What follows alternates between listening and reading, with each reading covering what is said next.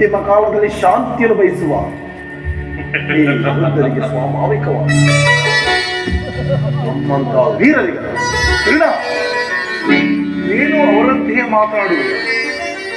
ಅರ್ಜುನ ಮೇಲಿನ ವೈಯಕ್ತಿಕ ದ್ವೇಷದಿಂದ ಇಡೀ ಕ್ಷತ್ರಿಯ ಸಮೂಹವನ್ನೇ ನಾಶಪಡಿಸಲು ಇಚ್ಛಿಸುವ. ಇದು ನಿನ್ನ ಧರ್ಮವೇ ಕ್ರೀಡ? ಕೃಷ್ಣ, ಪಾಂಡವರ ಮೇಲಿರುವ ಪಕ್ಷಪಾತ ಬುದ್ಧಿಯಿಂದ ಅರ್ಥ ರಾಜ್ಯವನ್ನು ಬೇಡಲು ಬಂದಿರುವೆ ಅಲ್ಲವೇ? ಆ ನಿನ್ನ ಈ ನನ್ನ ಸ್ವಾಮಿ ಕೌರವೇಶ್ವರನಿಗಾಗಿ ನನ್ನ ತನುಮನಾದಿಗಳನ್ನು ಅರ್ಪಿಸುವ ನನ್ನ ಧರ್ಮವೇ ಎಷ್ಟೋ ಮೇಲು. ಯದುಪತಿ, ಈ ನಿನ್ನ ಕೃತ್ರಿಮ ಸಂಧಾನಕ್ಕೆ ನಾವು ಖಂಡಿತವಾಗಿ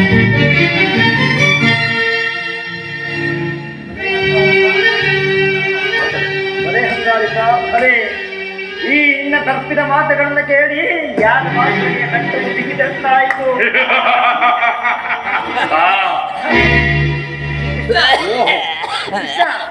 ನನಗೂ ನಿನಗೂ ಒಂದು ಮನಸ್ಸಿನ ಇನ್ನ ಪಾಂಡವರು 5 ನನ್ನ ಸುಯೋಧನನ ಸೋದರರು 101 ಮಂದಿ.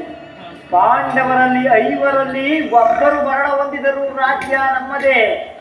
ಆದರೆ 101 ಮಂದಿಗಳಲ್ಲಿ ಒಬ್ಬರು ಉಳಿದರೂ ರಾಜ್ಯ ನಮ್ಮದೇ. ಏನಂತ ಕೃಷ್ಣ, ಸಂಧಾನಕ್ಕೆ ಸರಿಯೇ?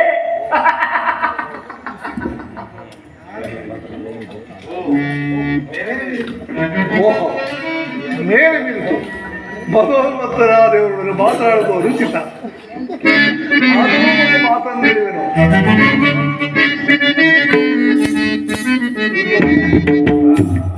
ಈ ನಿನ್ನ ಗುರು ಹಿರಿಯರು, ಬಂಧುಗಳು, ಜಾತಿಗಳು ಇವರೊಂದು ಸಾರಿ ದೃಷ್ಟಿಸಿದರು.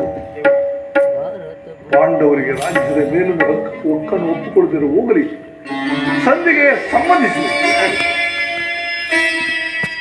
ಯದುಪತಿ ಕೇವಲ ಪಾಂಡವರ ಸಲುವಾಗಿ ಅಲ್ಲ, ನಿಮ್ಮಗಳ ಸಲುವಾಗಿ ಮುಂದೆ ಒದಗುವ ಭೀಷಣದಿಂದ ಮಾನವ ಕುಲಕೋಟಿಯನ್ನು ಉದ್ಧರಿಸಲು ಈ ದಿನ ನಾನು ನಿಮ್ಮಲ್ಲಿ ಸಂಧಿ ಭಿಕ್ಷೆ ಬೇಡುವೆನು.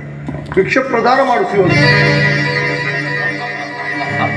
ಇದರಲ್ಲಿ ನನ್ನ ಅಪರಾಧವೇನಿದೆ ರಾಜ? ಪಾಂಡವರು ಜೂಜನ್ನಾಡಿ ಸಕಲ ರಾಜ್ಯ